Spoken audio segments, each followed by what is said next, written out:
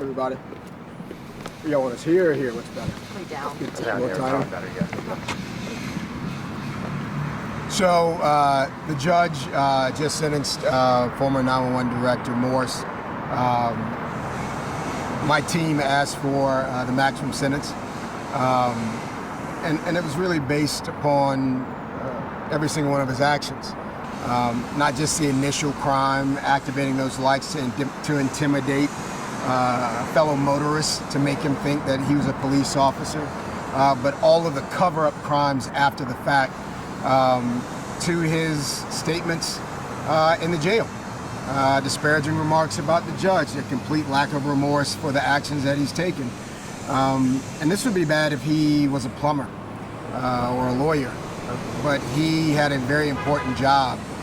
The first call that a person makes, probably the worst moment of their life, 911. And so to abuse that trust and abuse that power, it's really, this is the end of a sad point in New Orleans history. We've had to deal with a lot, but it's particularly frustrating. Was this a fair sentence? My prosecutors asked for the maximum sentence. The judge gave him 10 years, but suspended 9 of those. Clearly, based upon his words over the weekend on those jail calls, he does not see anything wrong with what he did. What did you think about her saying that he's not exceptional, that he's not above the law, and then saying that putting him in jail would be a further cost to the citizens of New Orleans? I don't quite understand. The citizens of New Orleans don't pay the cost of people who are serving time in the Department of Corrections. It's not the way the system works, so I disagree with that, frankly. Secondly, if you did it, David, you get more than a year.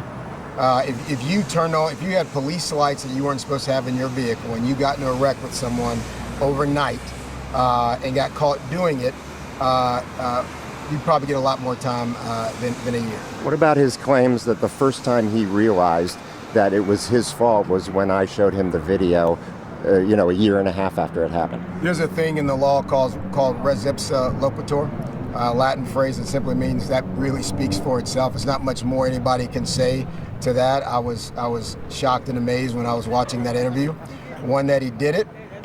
2, that he admitted to all of it on camera. And 3, that he wasn't running to Corey or Corbin asking if he could plead guilty in exchange for knowing what his sentence would be. Did you guys give him multiple chances to say, hey, okay, I did it, I'd like to plead guilty, or was it just that one? Because his attorney did bring up the fact that you guys put it on the table and it should still be on the table. Look, I mean, every defendant in here, when charged with a crime, any day in court, they can come in and say, yes, I did what I'm accused of, but judge, please be lenient on me. People do it all of the time. But we fairly and properly charged him with the crimes that he committed, no more, no less. A grand jury, we thought it was best that a grand jury hear this case, which means citizens of Orleans Parish heard the facts and said, we believe he should be charged. And then the case was brought over here to Tulane and Broad, and another jury heard the facts presented by these men and absolutely agreed with them in less than an hour. So I mean, he had every opportunity to plead guilty.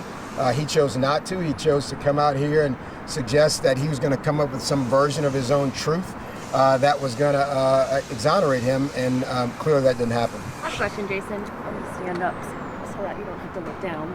Our legal analysts tell us these kinds of charges, this type of case, is typically something you see in federal court. They were a bit surprised to see it here at Tulane and Broad.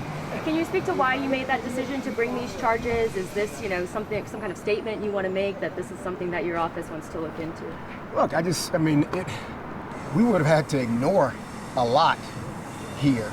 And this is pretty egregious, and Lord knows we got enough work back here dealing with murders, rapes, and armed robberies. And these 2 lawyers behind me are 2 of the finest lawyers I have, and they have tried serious cases. This is a serious case. Anytime someone pretends to be a police officer once, they get away with that, what could happen next, right? So this needed to be dealt with. We dealt with it. Certainly there are other things. We appreciate any help we can get from the Eastern District and from the U.S. Attorney's Office in bringing cases. But we've got a job to do, and we're never going to look away from it. Do you He think continued really to. learned his lesson? He only got 1 year. He talked about the fact that those 6 days in jail gave him time to think about all this. But do you really think he will learn his lesson? You know, that's my opinion about him and his thoughts. That's really not, while I'm here, it's not my job. His own words beg to differ with whether or not he realizes he was wrong here. He used an explicative to describe the judge, which really makes it seem like these 4 days didn't really get his attention. All of this goes back to him changing that policy in the days after the accident, and he continued to claim here today that he would have submitted to a drug and alcohol test if he had known, but that's a policy he signed and changed in the days after the accident when he was questioned about it. Yeah, oftentimes you hear people say that the cover-up is worse than the crime, and I think probably in this instance, it absolutely was. Turning over, police officer told him, you shouldn't have those lights. And he went ahead and got those lights in his car. Having had that warning and then going a step further and using them after he caused an accident to gain the upper hand against a private citizen, it's deeply problematic. But then to be the director of 911 and to go back and change policies to protect himself really shows a level of deceit and a complete abuse of power that you don't see very often. And DA, I'm looking to get a comment on your reaction to the AG's allegations to your involvement in the Calvin Duncan case. Yeah, it's patently false. And we're going to issue a statement on that. I have never represented Calvin Duncan. A law student or a lawyer could easily look at the records, which always show what lawyers who have represented whom. I've never represented them, and it's upsetting and frustrating that politics is dirty, and his opponent may have the backing and endorsement of the AG, but it should always be based in truth, and for there to be a clear falsehood put in the public space is problematic. I hope that you'll correct it. I hope that you'll take time and actually read the record and see that she's mistaken there. Thank you, God. Thanks, everybody.